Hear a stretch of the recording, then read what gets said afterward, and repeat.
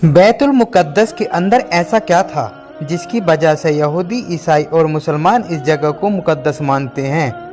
हजरत आदम अलैहिस्सलाम से लेकर हजरत मूसा अलैहिस्सलाम तक नमाज पढ़ते वक्त चेहरे का रुख यानी किबला काबा शरीफ की तरफ रहा। उसके बाद हजरत मूसा अलैहिस्सलाम से लेकर प्यारे नबी सल्लल्लाहु अलैहि वसल्लम तक किबला बैतुल मुक़द्दस रहा, यानी बैतुल मुक़द्दस भी किबला था। ये इबादतगाह दरअसल एक मुक़द्दस चट्टान है। हजरत दाऊद अलैहिस्सलाम चाहते थे यहाँ आलीशान इबादतगाह बने। उनके ख्वाब को साकार करने के लिए उनके बेटे सैयदना सुलेमान अलैहिस्सलाम ने उस चट्टान के ऊपर एक इबादतगाह बनवाई, जिसे हैकल सुलेमानी कहते हैं। यही बैतुल मुक़द्दस है, जिसका अर्थ है पवित्र घर। बैतुल मुक़द्दस यरूशलेम और बैतुल्लाह मक्का दोनों अल्लाह के घर हैं। दोनों के मायने पवित्र घर अल्लाह का घर है। सोचिए कितनी अजीब निशानी है बैतुल मुक़द्दस। जब हजरत सुलेमान अलैहिस्सलाम बैतुल मुक़द्दस तामीर करवा रहे थे, उस दरमियान उनकी वफ़ात हो गई। तामीर के बाद यहूदियों ने ताबूत सकीना उसमें रख दिया। सारे यहूदी बैतुल मुक़द्दस में रखे ताबूत सकीना की जानिब मुँह करके इबादत करने लगे। इस तरह ये यहूदियों की मुक़द्दस जगह बन गई। आइए जानते हैं क्या है ताबूत सकीना। ताबूत यानी संदूक और सकीना का मतलब जिसमें सुकून मिले। इस मुबारक संदूक में यहूदियों को बहुत से फैज़ हासिल होते थे।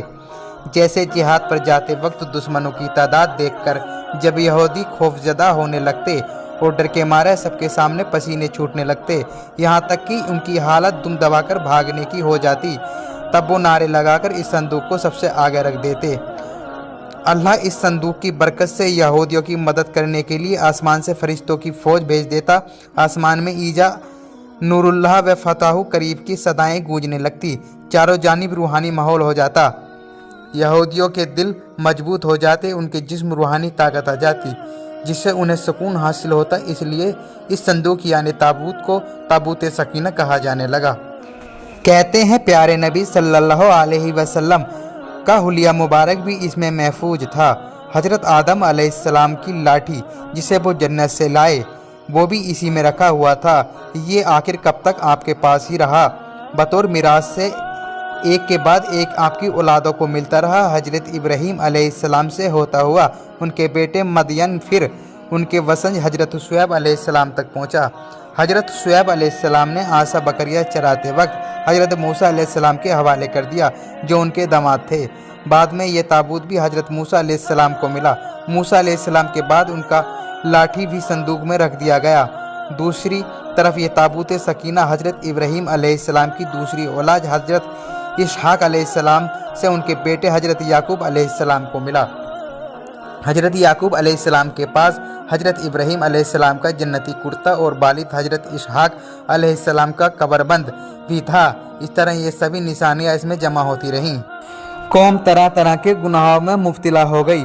तब अल्लाह का बनी इसराइल पर अजाब नाजिल हुआ कि उन लोगों पर बनी अमालका नामक एक काफिर कौम ने हमला कर दिया। इन काफिरों ने बनी इसराइल का कत्लेआम करके यरूशलेम को तहस नहस कर डाला, उनके घर जमीदोज कर दिए और उनसे ताबूत सकीना छीन लिया। काफिर कौम अमालका ने ताबूत सकीना की अहमियत को नहीं समझा। इस मुक़द्दस ताबीज़ को लूट कर ले गए। उन लोगों ने अपने देश में जाकर एक कूड़े खाने में ताबूत को फेंक दिया। ताबूत सकीना की बेअदबी करने पर अल्लाह ने कौम अमालका को देश में तरह तरह की बीमारियां भेज दी। वहाँ के लोग बवासीर से पीड़ित हो गए और जहाँ देखो वहाँ चूहे ही चूहे नजर आने लगे, जिसमें प्लेग फैल गया। करीब 5 बस्तियाँ इस बीमारी से साफ हो गई। अजाब का सिलसिला देखकर कौम अमालका के बादशाह को यकीन हो गया कि ये बला उस संदूक की बेअदबी की वजह से आई है।